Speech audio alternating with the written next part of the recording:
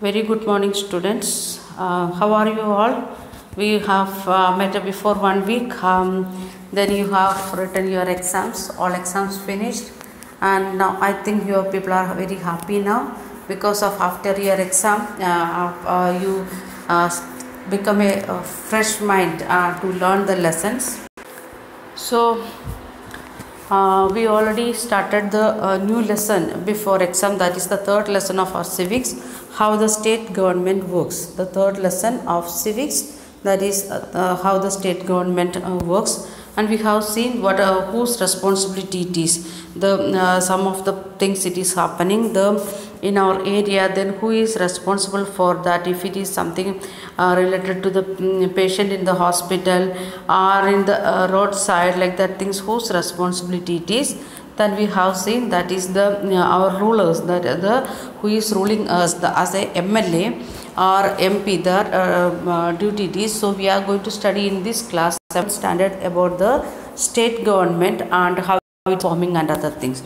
Already we have seen the what is constituencies, the area from where we are electing the representative, that area, the small area, that is known as the constituencies. Each and every state, it is divided into small constituencies according to the population.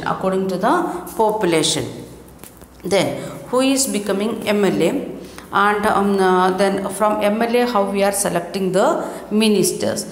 From the constituency there will be 3 or 5 or 10 candidates to elect as a MLA candidate, and who is getting the largest highest vote, that person becoming the MLA of our area or representative of ours.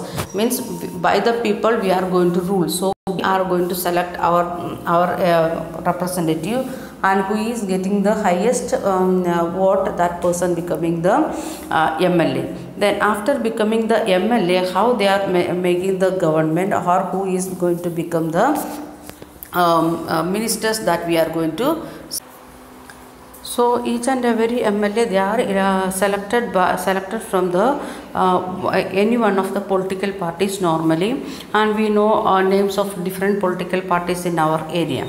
Then a political party whose MLA have won more than half of the number of constituencies in a state can be said to be a majority in the state. Which group of the MLAs they are getting more than half members? For example, if it is 200 members are there in the in one state, and if we are they are getting like that 101 vote party is getting, or 110 vote which party is getting, that party becoming the majority party, and this majority party they are going to form the government. The political party that has the majority is called the ruling party. The which party is getting majority vote, they are forming the government. So we will call them ruling party, and other members are called the opposition party, and who is getting less vote, they are becoming the opposition party. So we want to understand two parties. One is the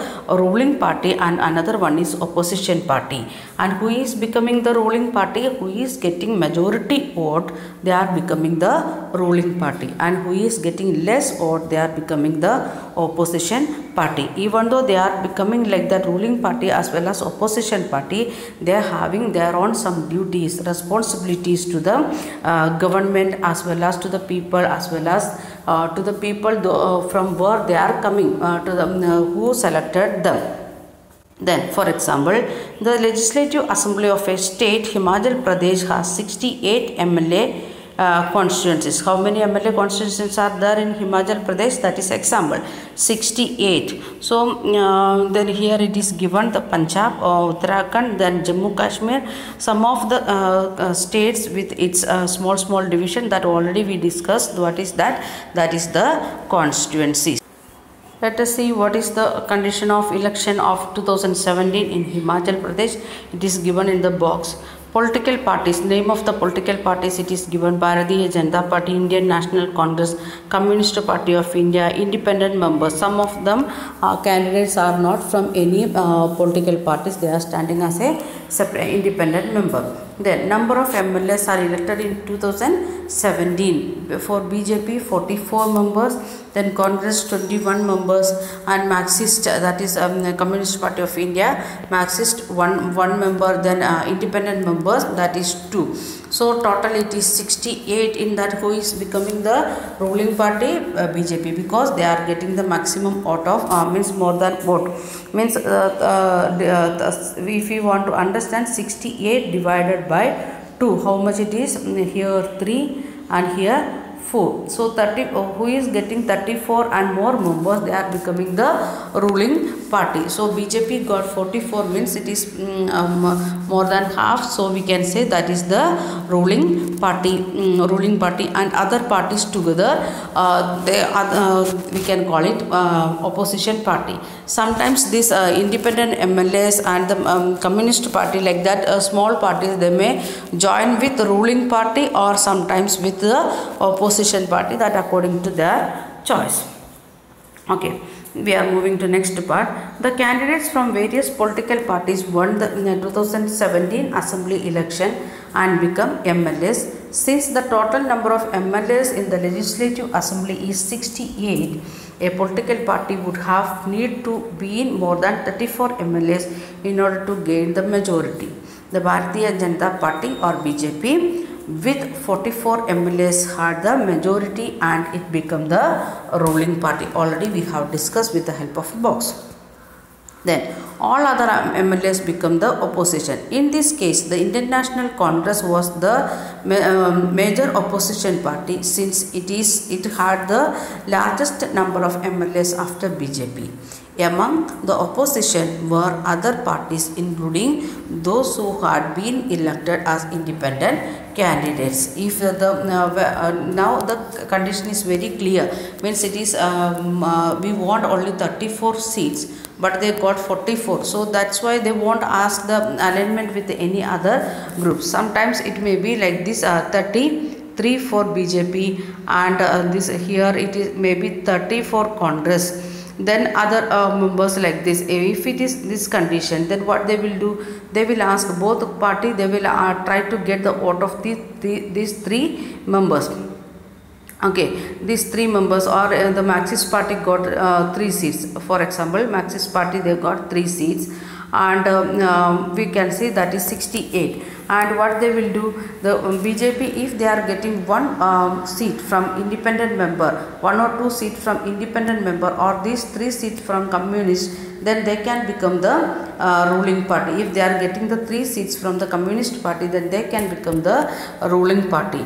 Or same condition, if it is Congress getting these 3 seats from the ruling party, so what they will do, they will try to get all the 5 seats. What 5 seats?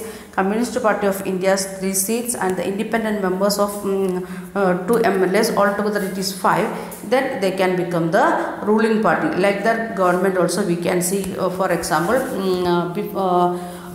in Maharashtra, the Congress and Shiva Sena, they are ruling together, and in Karnataka, JDS and Congress, they are ruling together. Like that, two major parties, they are getting the vote.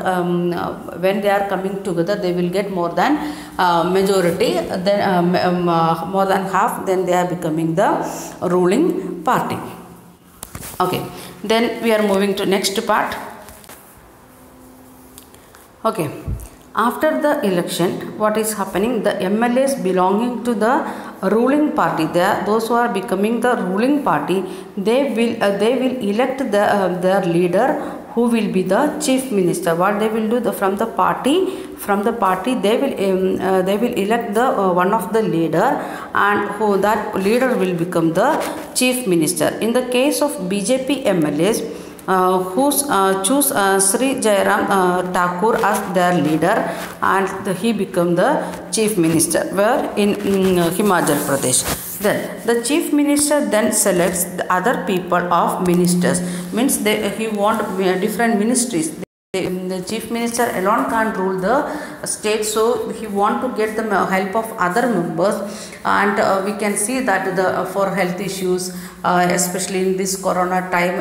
Each and every state they are thinking about health ministry, education minister should be there, irrigation minister should be there, then developmental minister should be there, like that different types, different people should be the as a ministers. Who is selecting that one? The chief minister is selecting the ministers. Please underline that one, who is selecting the ministers. Chief minister is selecting the other ministers. Then who is selecting the chief minister? All the MLAs of ruling party, they are selecting the they are electing the chief minister. Then the chief minister, then okay, after the election it is the governor of the state who appoints the chief minister and other ministries. The leaders, MLAs of the ruling party, they will select the chief minister. Then chief minister will select other ministers. Then they will give that list to governor. Then he will appoint governor who is appointing the ministers, chief minister and other ministers. So three group of people is involved in this. All the ruling party members, they are selecting the chief minister. Then chief minister is selecting other ministers. After selection of chief minister and minister, they will give that will go to the in the table of governor. Then governor will give the appointment of the other ministers, chief minister and other ministers. Even though electing by the ruling party, but the appointment is coming from the governor. Okay, we will continue in next video.